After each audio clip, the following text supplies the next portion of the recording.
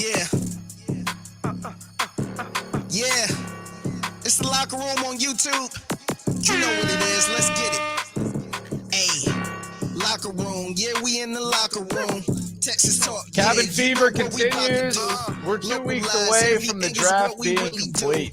We the This will source, we be the pulse of the city too. Landlocked, got the reaction game in the 2 weeks from now to the completion of the NFL draft. It will be wrapping up finally. We will have the answers to some of these questions, which keep changing, and maybe they've changed even more than we realize right now. This is the Locker Room, number one source for Texans daily digital content. I'm Landry Locker. You can hear me Monday through Friday, 10 to 2 on Sports Radio 610 and the Odyssey app, which is where you can hear Nick Caserio on Monday at 11:30 Central when he addresses the media. Just download the Odyssey app. We'll get you ready for it, and we'll react to it on In the Loop. But we got to talk about this draft. The Nick Caserio stuff, the noise was the theme of last week, but now we're in the draft phase, and there have been many phases that have happened, and many dialogue and many questions that we've gone through. And let's just revisit those until we get to where we are right now. And there might even be more layers than we believe. But it started with the Texans getting the number 2 pick. And the phase 1 question was, do they trade or do they stay? Do they like a quarterback more than the other? Whether it's CJ, whether it's Bryce Young, do they like another quarterback? We've heard reports from Albert Breer and Peter King naming names that the Texans apparently were interested in trading up. And it appears that they like Bryce Young the most. So if they had the number 1 pick, they would have taken Bryce Young. And unfortunately for them, I guess, assuming that they love Bryce Young, and again, this can all change. Stranger things have happened, but the trade or stay is not even a relevant question at this point. And for a while, it seemed like it was going to be CJ Stroud that was going to be the number 1 pick. So we went to phase 2, which was Bryce or CJ. Which one do you like more? Which is irrelevant. And really, this one's all been irrelevant from the very beginning. As soon as you lose the number 1 pick, Bryce or CJ, most likely 99.9% chance, you're not going to get to pick between the two. You're going to get to pick from between the one that the Carolina Panthers do not pick. So we went from phase 1, trade or stay, phase 2, Bryce or CJ.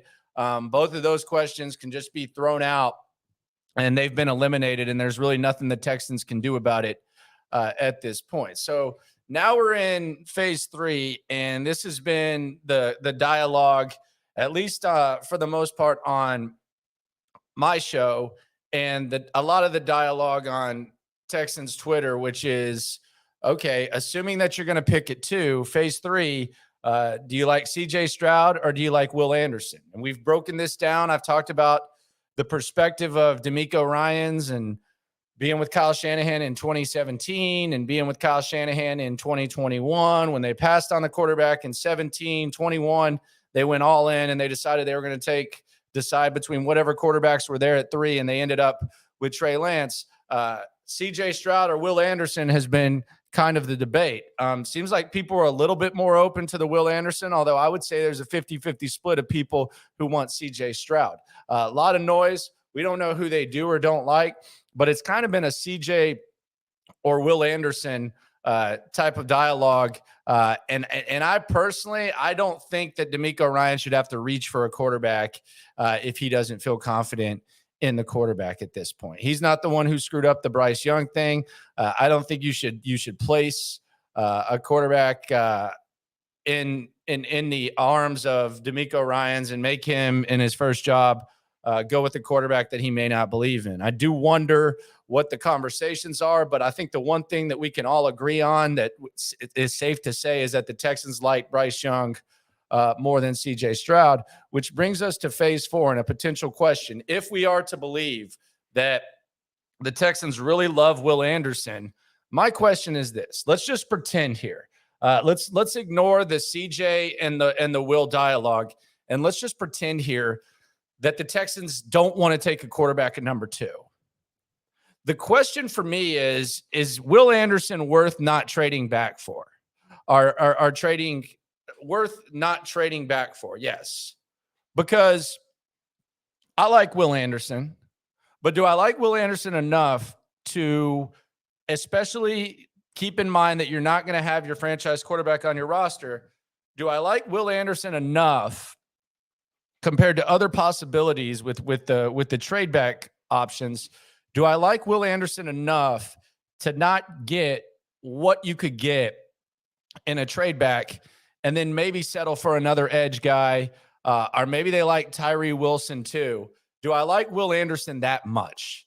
That's really the question that is the most important right now, because if you already have 2 ones next year, if you can get even more draft equity and you can get another couple ones to move back and stockpile young talent, is Will Anderson really worth passing up that opportunity?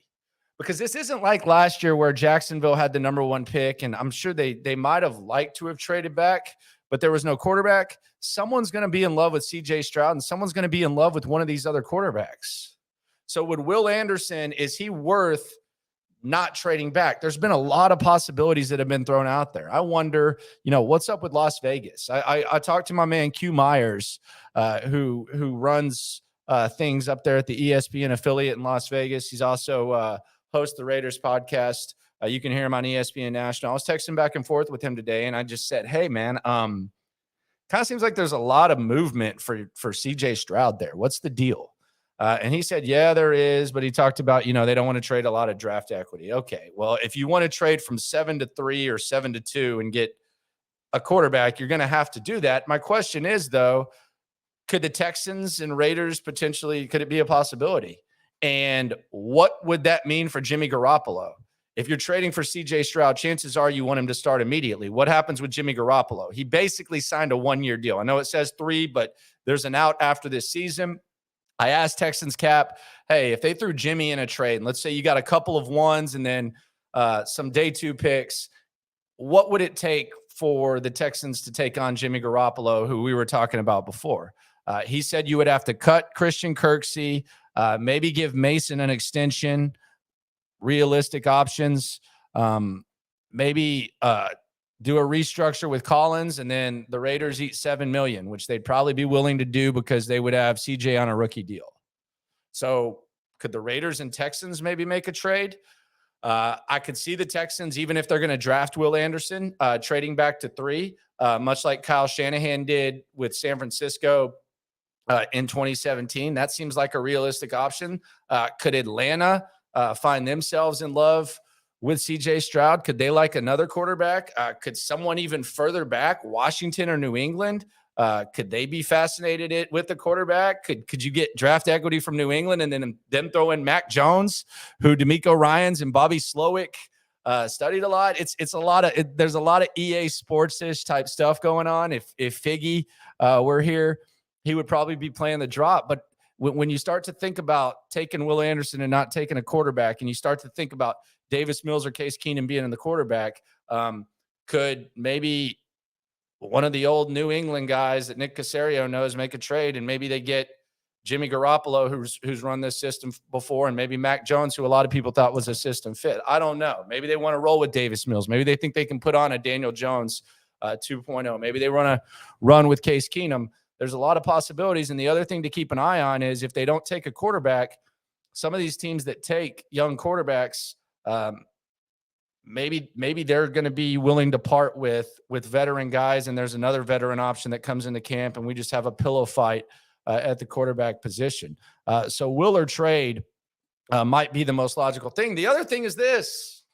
We haven't really talked about it because we assume that they have the same top 2 quarterbacks that everyone else is. What if right now the discussion is CJ or Levis or Richardson?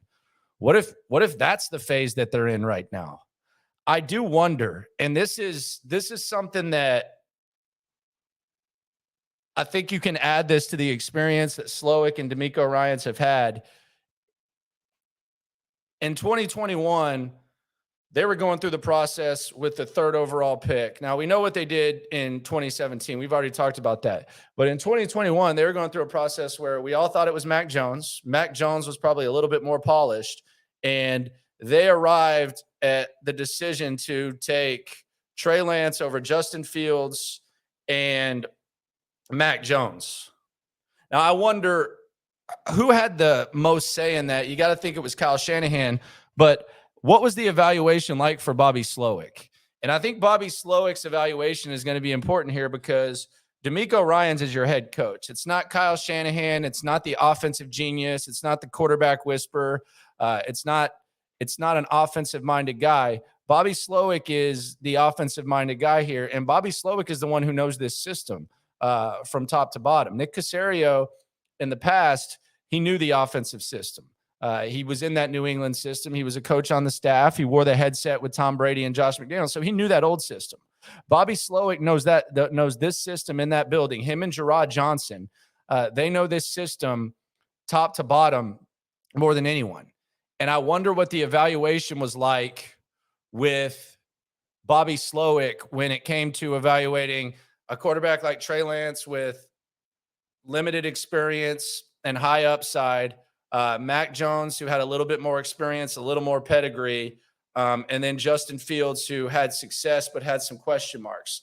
It's somewhat similar to the three quarterbacks they would be looking at after Bryce Young, and I just wonder what Bobby Slowik thought then and what Bobby Slowik thinks now. So maybe we should be looking at CJ or Levis or Richardson.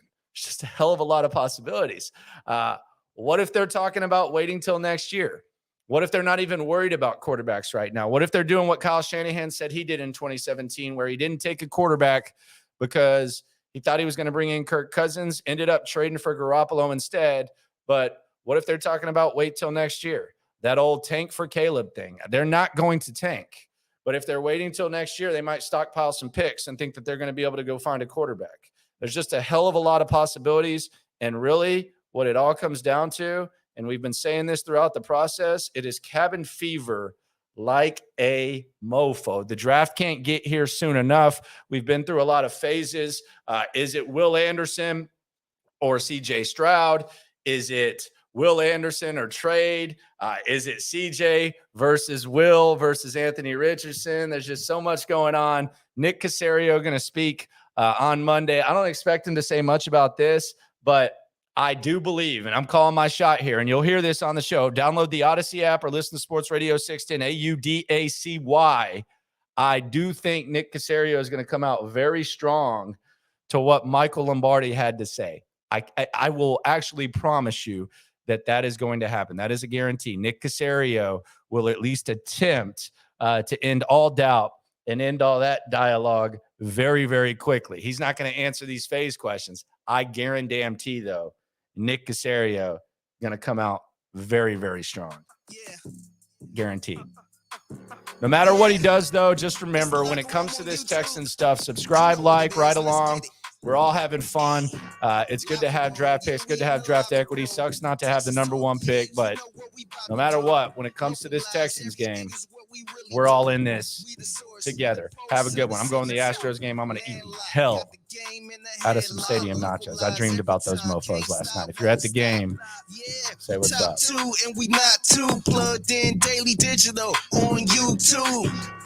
We got taste for days, opinions to give. We got takeaways. If it's up, then it's up. We number one. You don't need to try your luck. Locker room.